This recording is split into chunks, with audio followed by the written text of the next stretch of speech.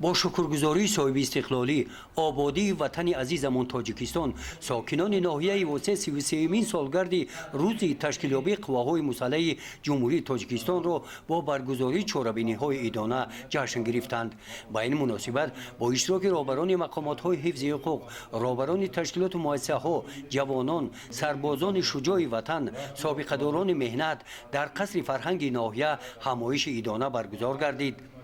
در این همایش در معروضه ها از صحیفه های روزهای اول تاریخ تشکیلیابی قواهای مسلح یادآور گردیده قید گردید که در این مدت جزو تامهای آن به نیروی قدرتمند نظامی محافظ صلح و ثبات و فضای آرامی و آسوده کشور تبدیل یافته است. ارتش ملی که در صف آن جوانان باننگ و ناموس قرض شهروندی خود را ادا نموده ایستادند، کفالت روزگار آسایشته و زندگی پرفراغت هر شهروند تاجیکستانی است.